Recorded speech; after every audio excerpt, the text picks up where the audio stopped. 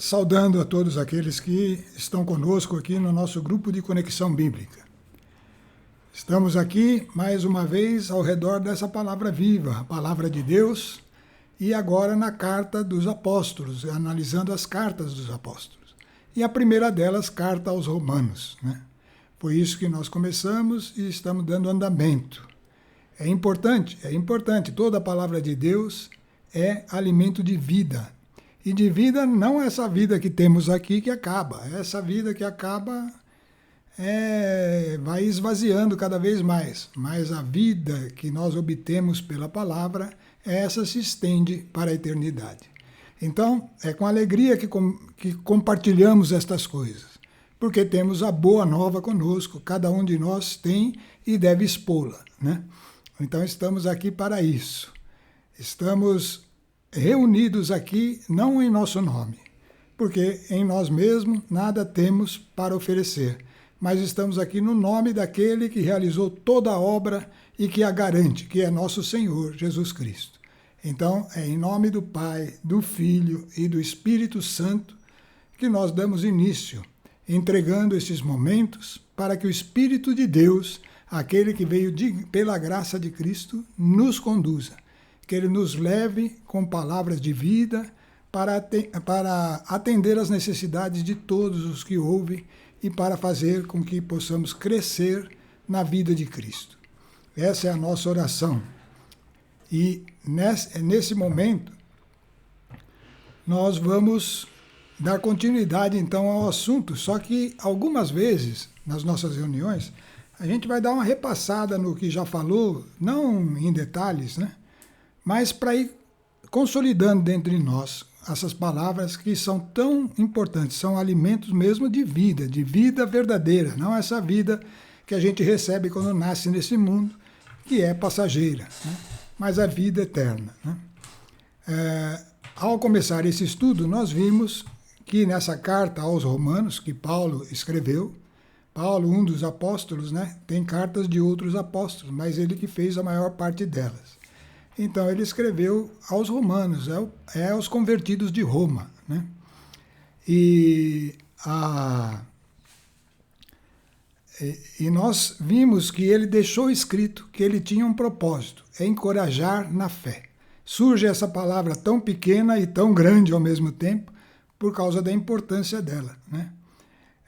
Afinal, a fé em Jesus é o poder que conduz à justiça de Deus, à sua vontade, né? Nós vemos que para agradar a Deus precisamos da fé. A Bíblia diz claramente, sem fé é impossível agradar a Deus. E nós estamos aqui para partilhar esse alimento de fé, né? A fé em Jesus é o poder que conduz à justiça de Deus, à sua vontade. Existia, e a carta mostra isso, né, uma cólera de Deus contra os gentios, que são aqueles que não eram judeus, toda a humanidade que não é judia, que é o quê? Qual era a razão dessa cólera? É que eles não agradavam a Deus. E não agrada por quê? Porque o homem tem sabedoria, sim, tem. Isso está comprovado ao longo da história da humanidade. O quanto eles cresceram na sabedoria, em conhecer a criação, o que está feito aí, em aprofundar-se nos mecanismos da criação, e achar respostas para tantas coisas. Mas fazendo isso, eles não conseguem abrir os olhos mais e ver que toda essa criação veio de um Criador que é Deus. Então, renegam a Deus e pegam a glória para si mesmo, e isso os faz cair no orgulho e vaidade também.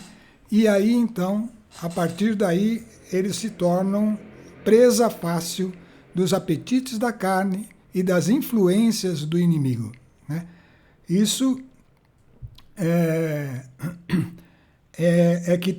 que é a resposta para essa pergunta. Por que a cólera de Deus contra os gentios, que são aqueles que não são judeus? Mas existe também uma cólera de Deus contra os judeus, né? Qual foi a razão? Eles tinham a lei, e a lei foi dada por Deus, a lei é justa, a lei é verdadeira. E os judeus procuravam cumprir a lei. Foi um período, um povo separado, a descendência de Abraão, que recebeu a lei, né? E eles tinham algumas virtudes em torno dessa lei. Mas o que aconteceu? Porque existe um resultado final que não é agradável a Deus. Porque o homem vai conhecendo a lei e ele começa a criar um orgulho em volta daquilo. E começa a fazer distinção entre doutor da lei e o outro que é mais simples e não tem a noção do todo como devia e, portanto, vai cedendo também aos apetites da carne e aí os dois caem no pecado. Então, todo homem, judeu ou não judeu, tem dificuldade de cumprir a justiça. Mas por que existiu, então, essa descendência de Abraão? Por que existiu todo aquele povo com todo aquele sistema integrado à lei, o templo e todas aquelas coisas? Era necessário que acontecesse, certo?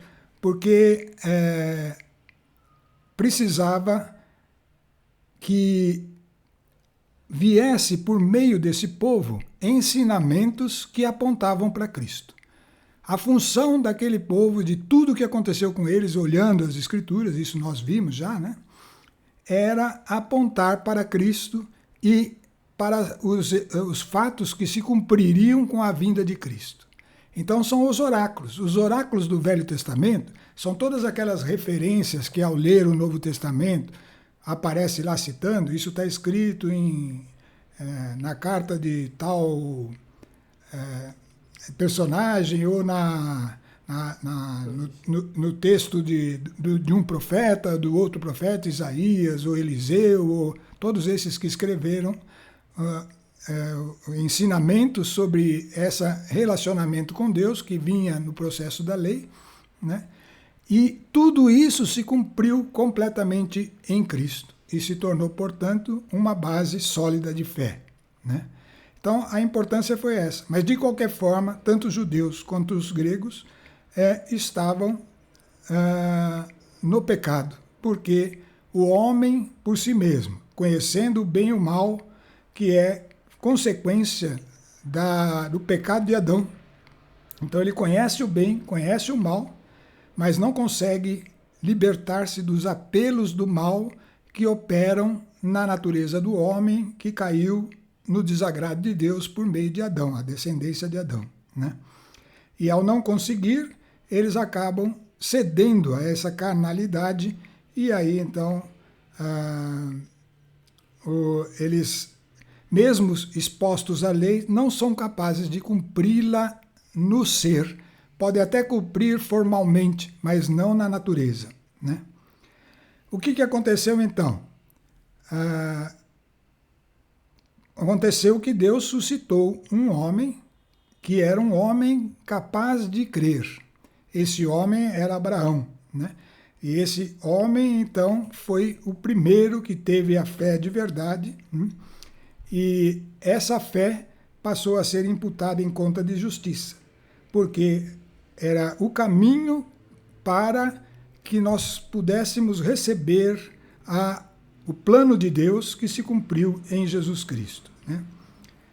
Nós sabemos que a lei que foi dada ao povo judeu, ela recebe plena força e eficiência pela fé em Jesus. É pela fé nele que nós conseguimos cumprir toda a lei. E por que isso?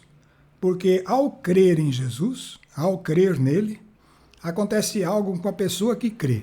Daí aquela importância da fé, desse atributo que precisa desenvolver no ser humano. A fé em Jesus é que justifica a presença de algo que Deus dá àquele que crê, que é o Espírito. O Espírito de Deus penetra naquele que crê no dia que ele se converte. Isso precisava ficar muito claro na mente de cada um de nós. Você mesmo e todos nós precisamos ter consciência. Eu recebi o Espírito de Deus, não é uma coisa qualquer, pessoal. Se eu realmente creio em Jesus Cristo, naquele que morreu e ressuscitou, então há um poder nele, e esse poder é o que nós buscamos. Ao crer nele, nós automaticamente recebemos esse Espírito de Deus. E esse Espírito de Deus vem com uma possibilidade de renovar a nossa natureza, o nosso espírito natural de filho do homem. Esse espírito de filho do homem, ele é substituído por um espírito de filho de Deus. E ele pode aprender as coisas de Deus.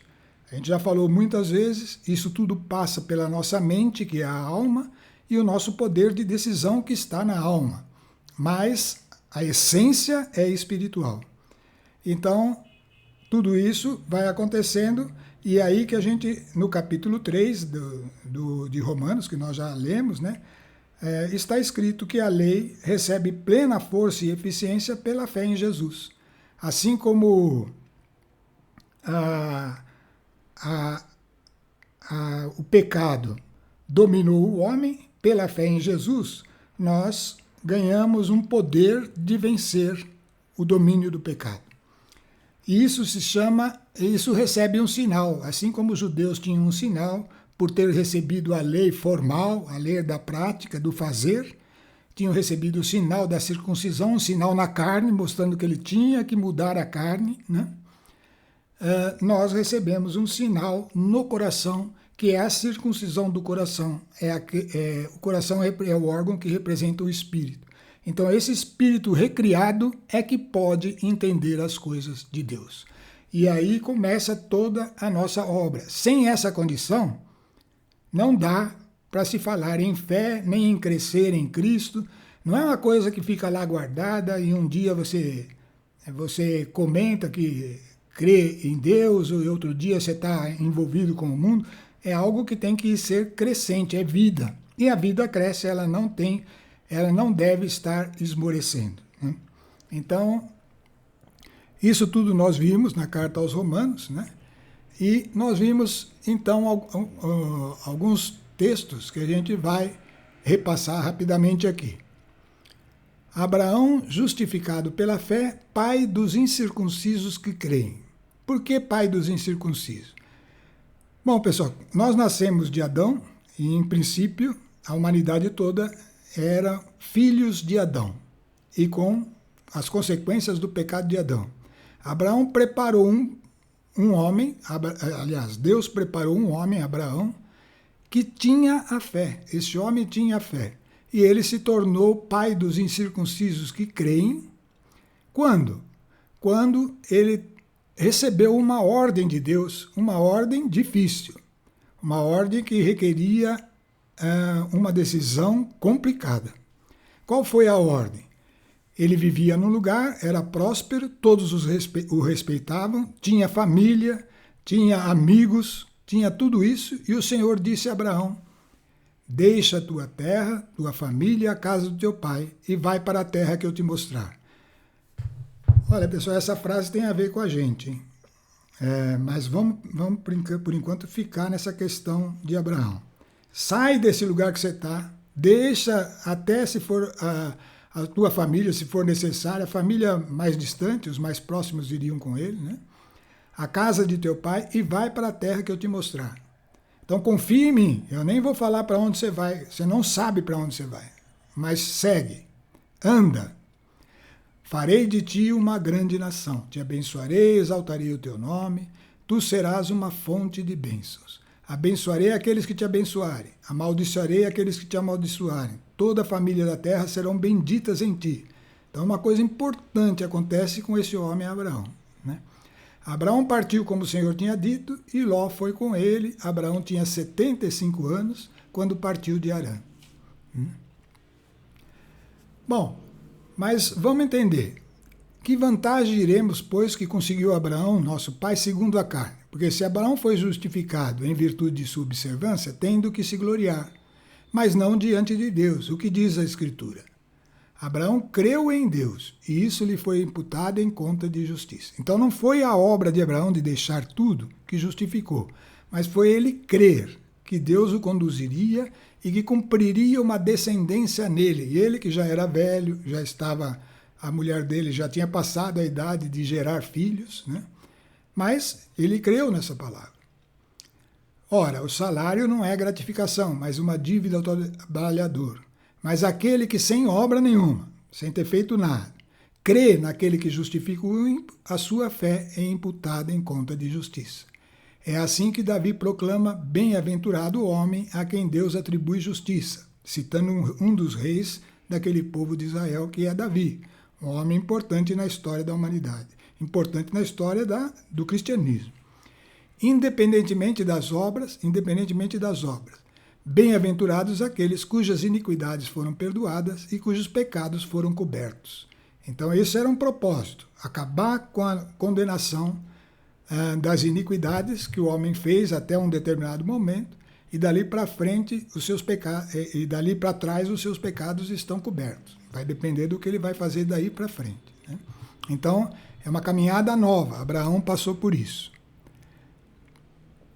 Então, continuando, bem-aventurado o homem ao qual o Senhor, não imputou o pecado. Está lá no Salmo, tudo referências de oráculos do Velho Testamento que se cumpriram em Cristo. Essa bem-aventurança é somente dos circuncisos ou também dos incircuncisos?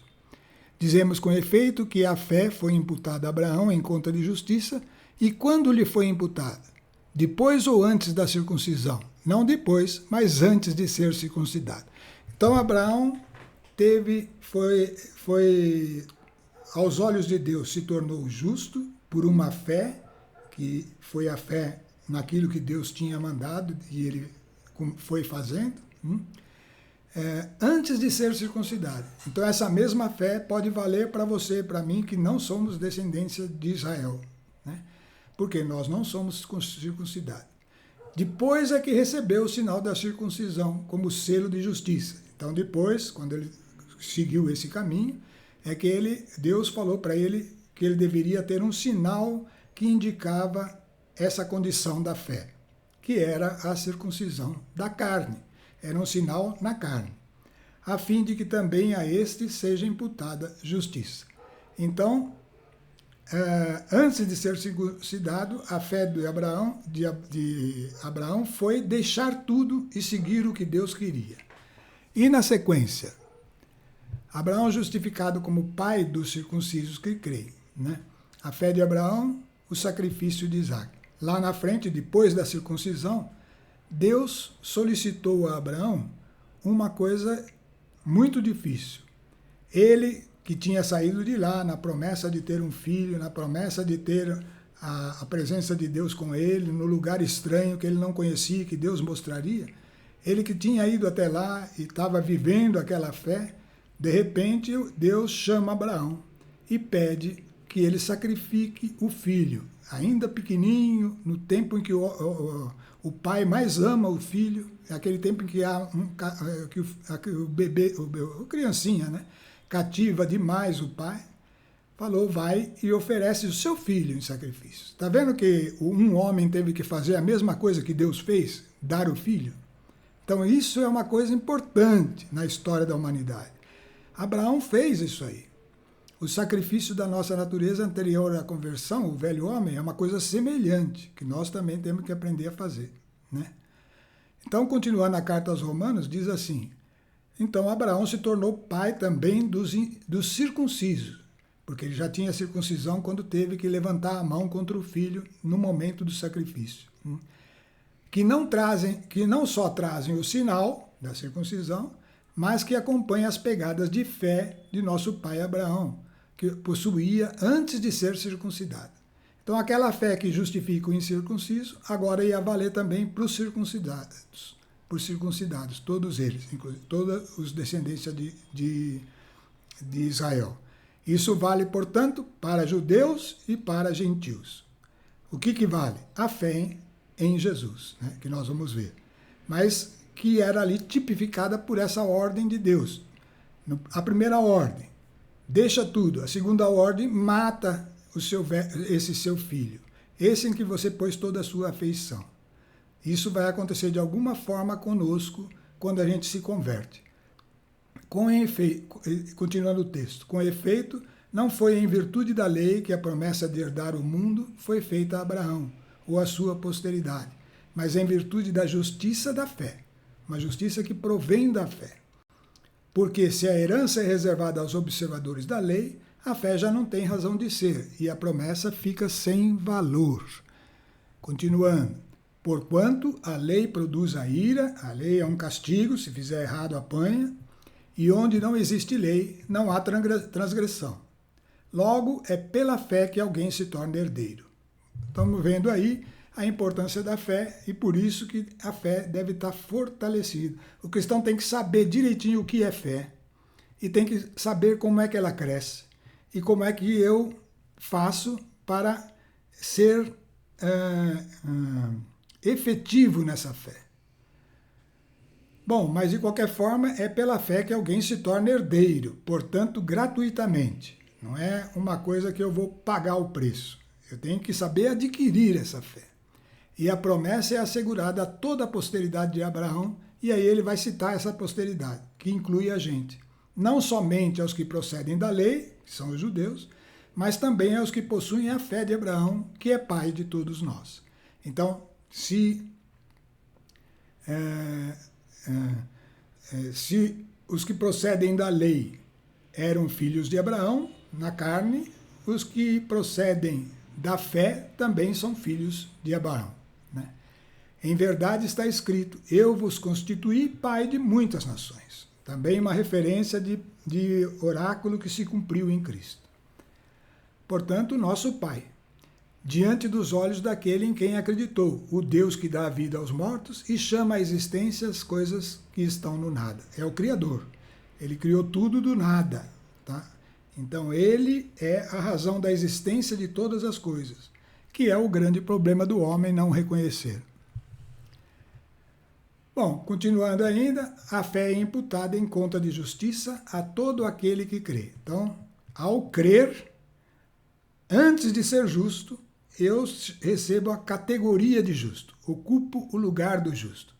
O convertido deve assumir dois aspectos depois disso. Ele tem que estar disposto, isso tem que ser, é aí que você pode avaliar a sua fé. Você tem que estar disposto a deixar o modo de viver do mundo. Em tudo. Em casa, no trabalho, nas diversões, nos relacionamentos em geral. Deixar o modo de viver do mundo. Existe um modo diferente, um modo perfeito.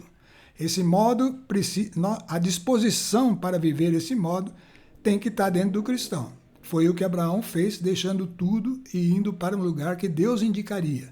É o mesmo caminho que a gente tem que trilhar agora. E segundo, disposição de sacrificar os valores da carne, a velha natureza. O filho de Abraão era filho da sua carne, né?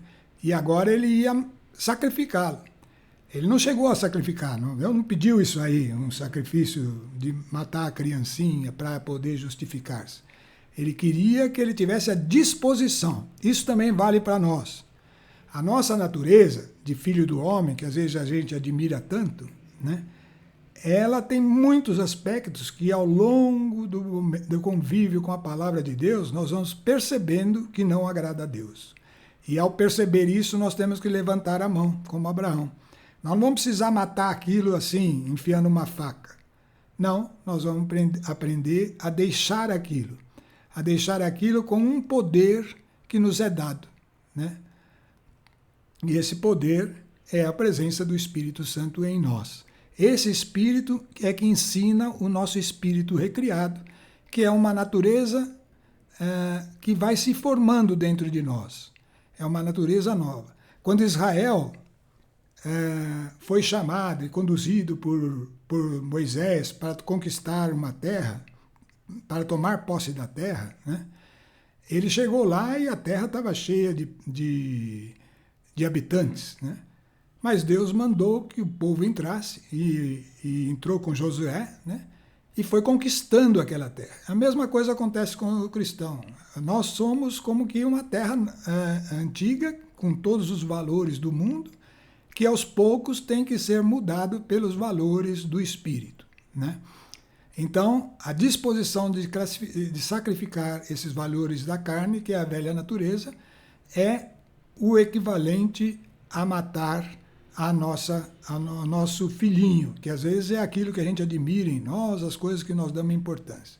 Né?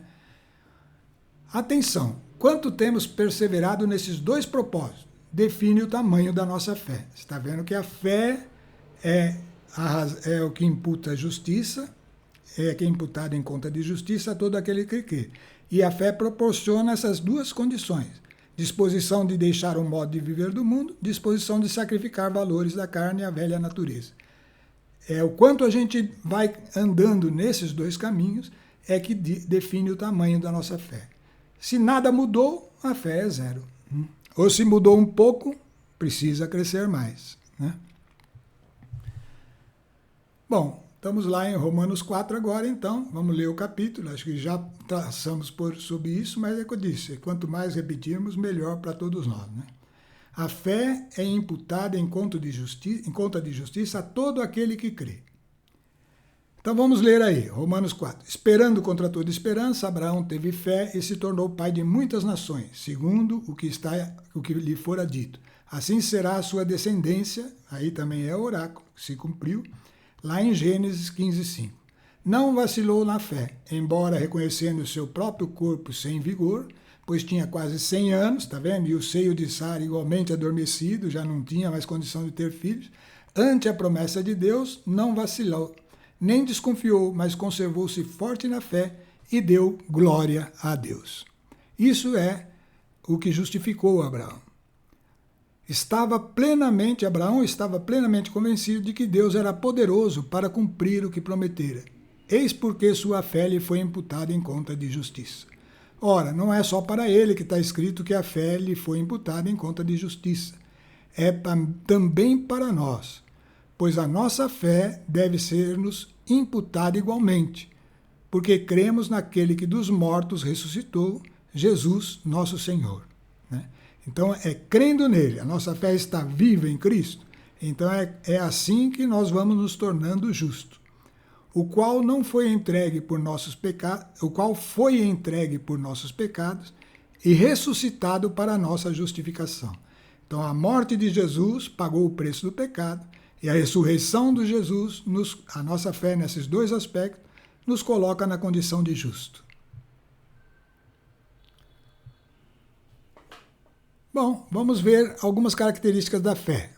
A paz com Deus, uma paz que é do coração, que lá do nosso espírito recriado, ele vai desenvolvendo uma paz, uma confiança interior, porque vendo essas palavras e vendo toda essa obra que se cumpriu e vendo como ela é fundamentada em valores verdadeiros, né? Valores que estão aí inquestionáveis, né? É que vai crescendo naquele que é cristão de verdade e que está se mantendo na fé, uma paz, uma confiança, né? Não que eu sou melhor que os outros, não, pelo contrário, a confiança é que tenho alguém comigo que me ajuda e que vai me tirar da condição que eu estou e que vai me levando e me ensinando, é um processo de discípulo. Andar com ele.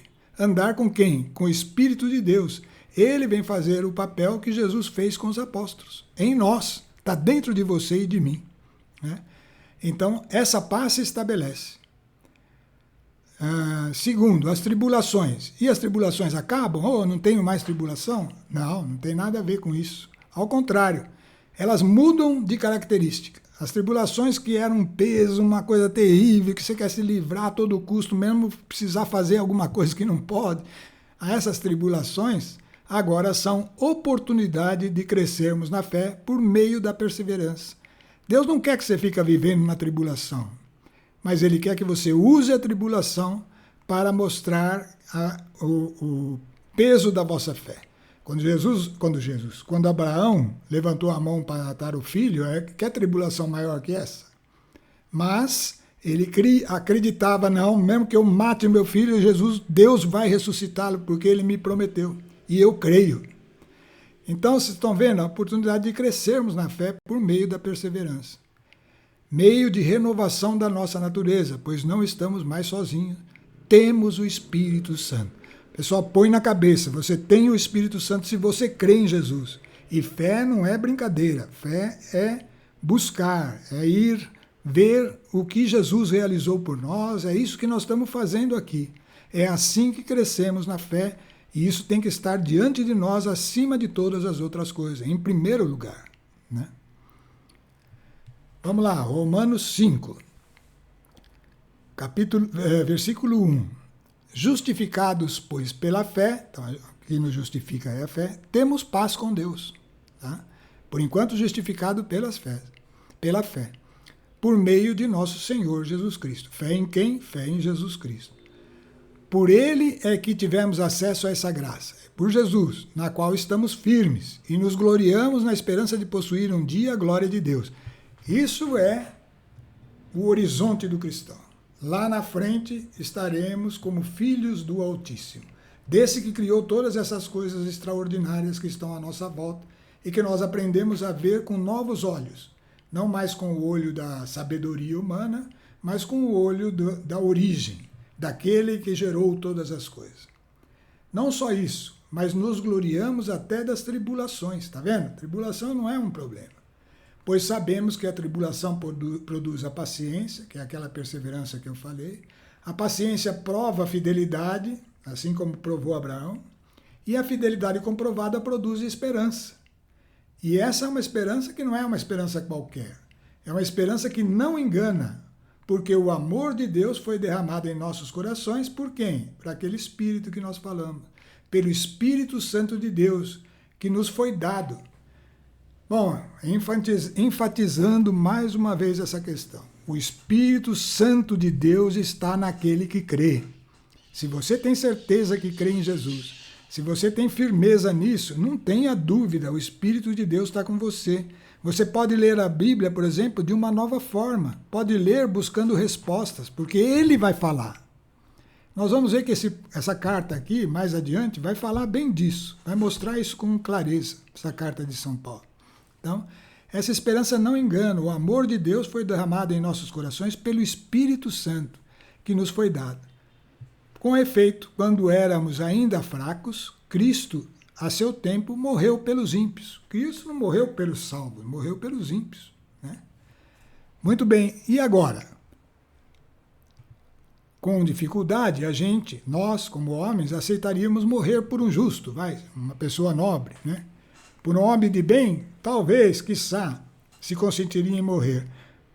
Mas eis aqui uma prova brilhante do amor de Deus por nós, quando éramos ainda pecadores, não estávamos agradando a Deus. Cristo morreu por nós.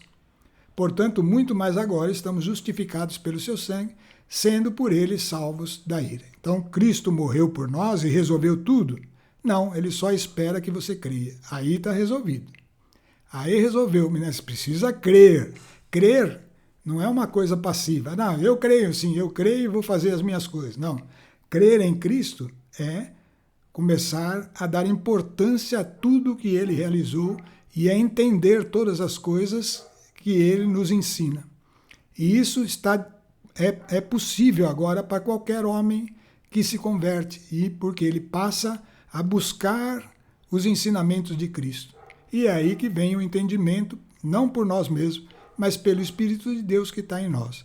Então estamos entendendo o mecanismo do cristianismo. É esse aí o mecanismo. Portanto, muito mais agora que estamos justificados pelo sangue de Cristo, seremos por ele salvos da ira.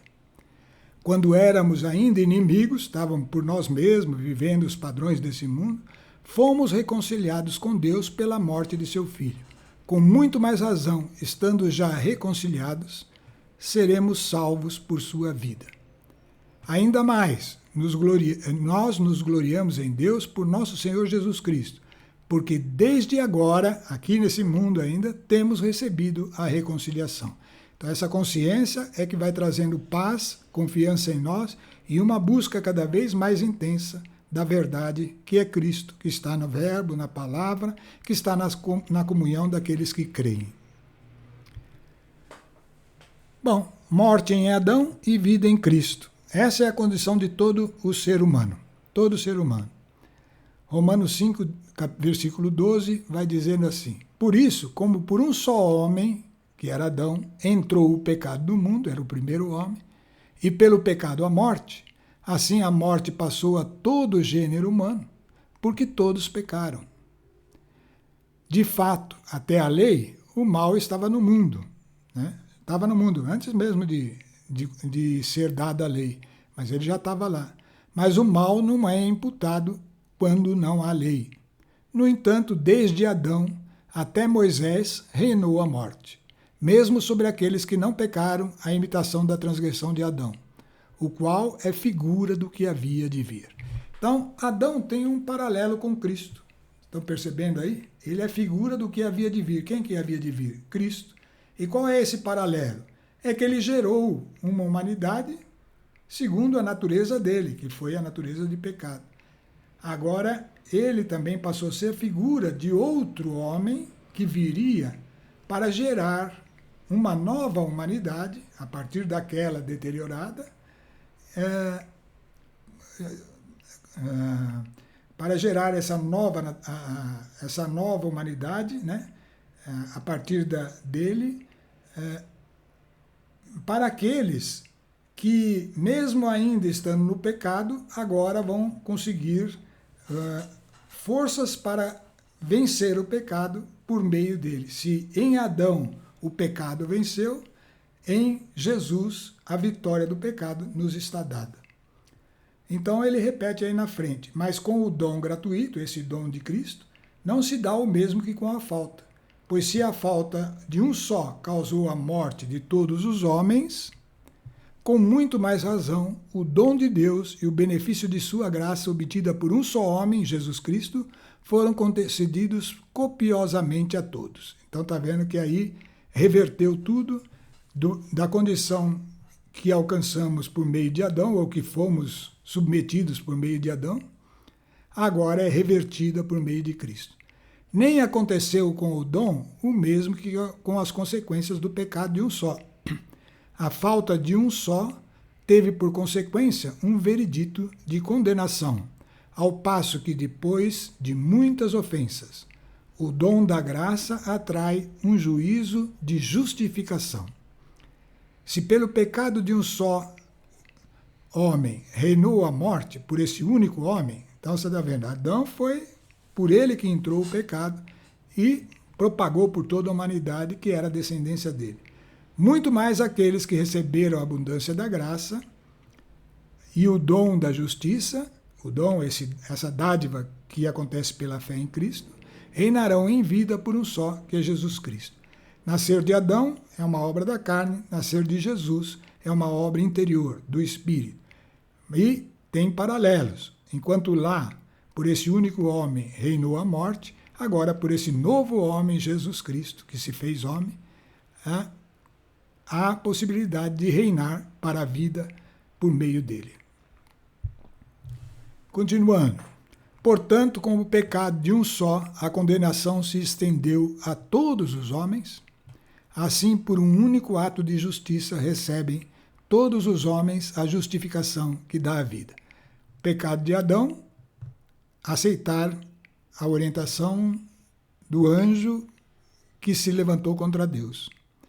O pecado, a justificação em Cristo, aceitar aquele que deu a vida para que nós pudéssemos viver a justiça. Então, o único ato de justiça, qual foi? Jesus pagar o preço do nosso pecado, submetendo-se a uma morte que era para nós, para nos dar condição de ter a vida. Assim como pela desobediência de um só homem, que era Adão, foram constituídos pecadores, todos foram constituídos pecadores, assim pela obediência de um só, todos se tornarão justos, aqueles que crerem. Sobreveio a lei para que abundasse o pecado. A lei fez reconhecer claramente o pecado. Mas onde abundou o pecado, superabundou a graça que consegue fazer mais que a lei. Assim como o pecado reinou para a morte, assim também a graça reinaria pela justiça para a vida eterna, por meio de Jesus Cristo, nosso Senhor. Bom, então chegamos aí agora no início do capítulo 6. O processo de ressurreição, a vida nova em nós. O quanto já morremos em relação à velha natureza? É uma pergunta.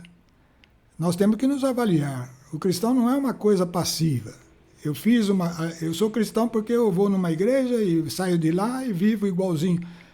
Tem mudanças, né? Tem que estar acontecendo alterações, lembra? Não posso continuar com a vida anterior. É algo interior agora que vai mudando e tem que mudar exteriormente. Então vamos lá. Quanto já morremos em relação à nossa velha natureza? É uma pergunta que a gente tem que fazer para nós mesmos. Romanos 6 vai dizer assim: então que diremos? Permaneceremos no pecado para que haja abundância da graça? E aí Paulo responde: de modo algum. Nós que já morremos ao pecado, como poderíamos ainda viver nele? Ou ignorais que todos os que fomos batizados em Jesus Cristo fomos batizados na sua morte? Fomos, pois, sepultados com ele na sua morte pelo batismo, para que, como Cristo ressurgiu dos mortos para a glória do Pai, assim também nós vivamos uma vida nova. Então está vendo que o batismo não é um ritualzinho, né? Ele é feito como um ritual, mas o sentido dele, enquanto não tivesse claro dentro de nós mesmos, aquele batismo não vale, é uma coisa, só uma historinha, né? Ou só uma brincadeira, né, que aconteceu. O batismo verdadeiro é essa consciência, que nós estamos nos identificando com a morte de Cristo na cruz. Ele está pagando o preço da minha condenação justa. Segundo a lei, eu estaria condenado.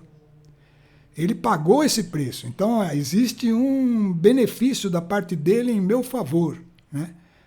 E, portanto, fomos, pois, sepultados com ele. Ele morreu lá, pagou, ele entrou na morte por nossa causa, né?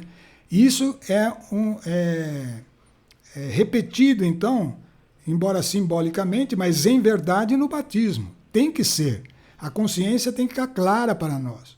Para que, como Cristo ressurgiu dos mortos pela glória do Pai, assim também nós vivamos uma vida nova.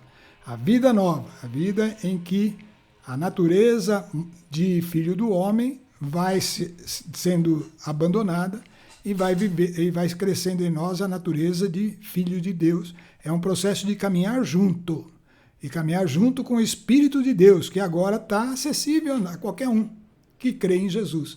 É pela fé que você se justifica para receber esse Espírito.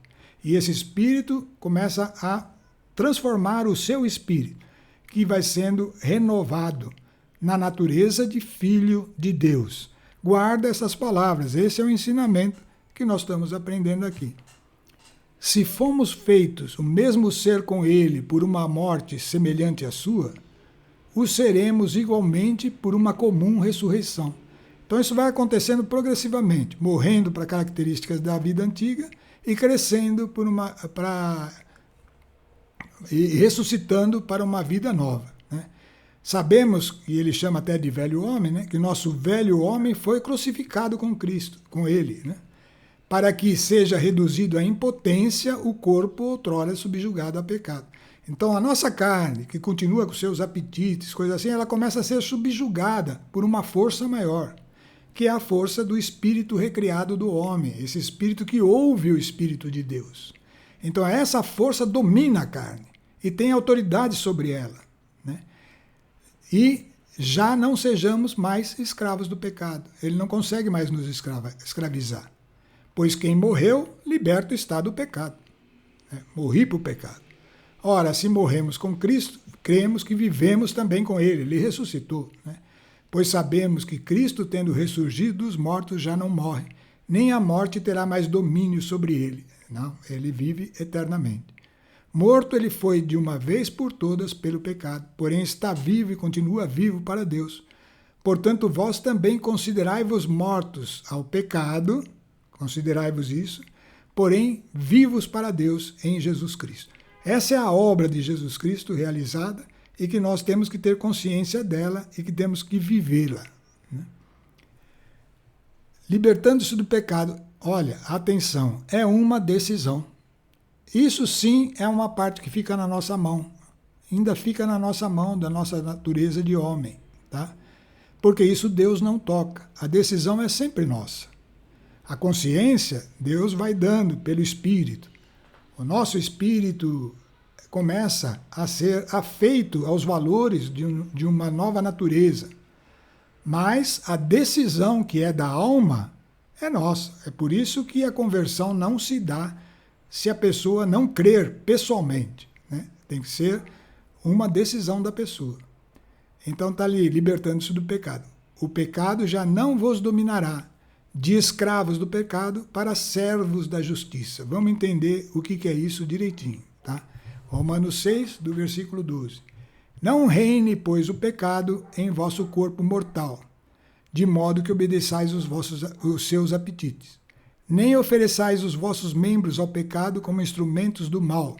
Oferecei-vos a Deus como vivos, salvos da morte, para que os vossos membros sejam instrumentos do bem a seu serviço. Então, uma coisa é ser escravo, que era a condição que nós tínhamos, como não tínhamos força para lutar contra os apetites da carne. Não tínhamos força.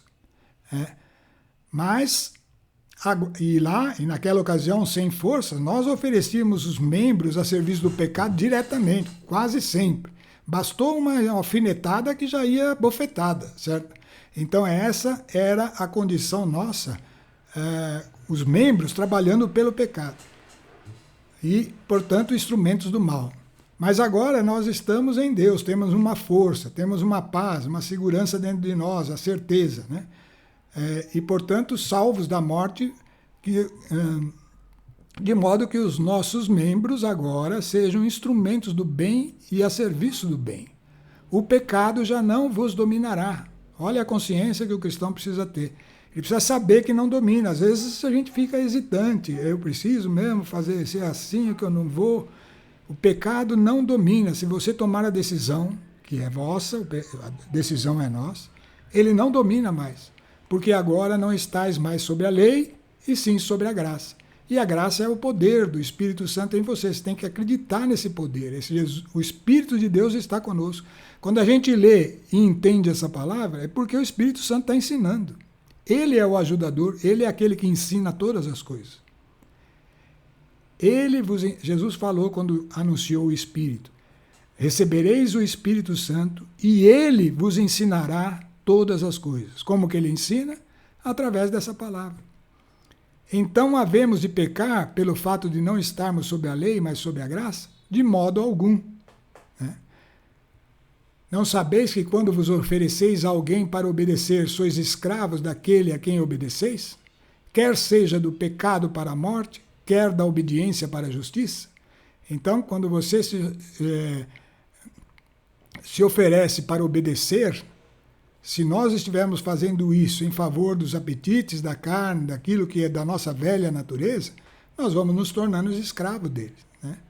Porém, ele vai dizer na sequência: graças a Deus, porém, que depois de ter sido escravos do pecado, obedecestes de coração, e aí está a decisão, você toma essa decisão, com base nesse espírito recriado, obedecesse de coração a regra da doutrina da qual tendes sido instruídos. Então essa instrução veio vindo pelo Espírito e pela palavra de Deus, e você começa a se entregar a ela, né?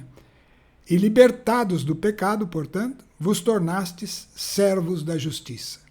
Então há uma diferença aí. O pecado nós éramos escravos, na justiça nós somos servos. Por isso que vale a decisão. O servo, ele tem que decidir fazer. O escravo não, o escravo ele acaba sendo levado de rodão lá, ele tem que fazer, senão vai apanhar, né? Mas o servo não, ele tem que decidir. Se ele não quiser fazer, ele pode ser dispensado, mas ele não pode ser obrigado, né? Portanto, vos tornaste servos da justiça. Vou me servir de linguagem corrente entre os homens por causa da fraqueza da vossa carne. Ele estava falando para os romanos. Pois como pusestes os vossos membros a serviço da impureza e do mal para cometer a iniquidade, assim ponde agora os vossos membros a serviço da justiça para chegar à santidade. Quando éreis escravos do pecado, éreis livres a respeito da justiça. Que fruto produzieis então? Frutos dos quais agora vos envergonhais. O fim deles é a morte.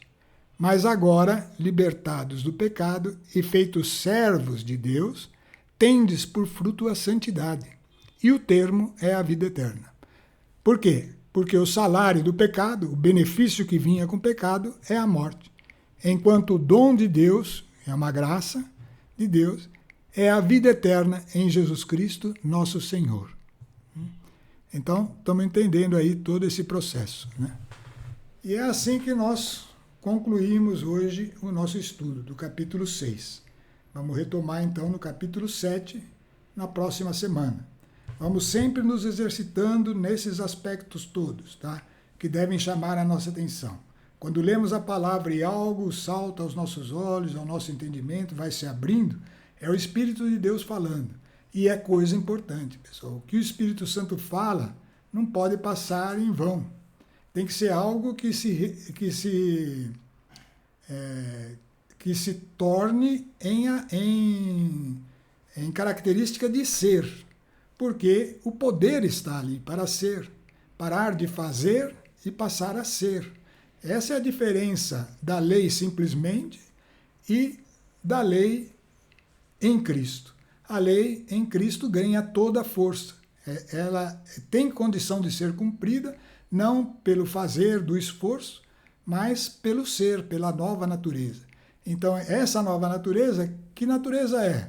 A natureza de Cristo, que vai crescendo em cada um que o toma por nosso Pai, né? O verdadeiro Pai é Jesus Cristo, assim como Adão era nosso pai, agora é Cristo, e nele nós podemos atingir a condição de filhos de Deus. Ele é o primeiro filho de uma multidão daqueles que tomam estas decisões e que se entregam a esse poder, o poder do Espírito Santo. Que seja para ele o nosso louvor e adoração para sempre. Que essa consciência cresça em todos os que nos ouvem, cresça em nós, e nós possamos nos alegrar, porque não estamos sozinhos. Temos a paz, a certeza, o Espírito de Deus está conosco e nos guiará, não importa as trevas à nossa volta, até onde elas cheguem. A verdade é que a luz não vem de fora, vem de dentro de nós. E é lá que reside a nossa paz. Amém.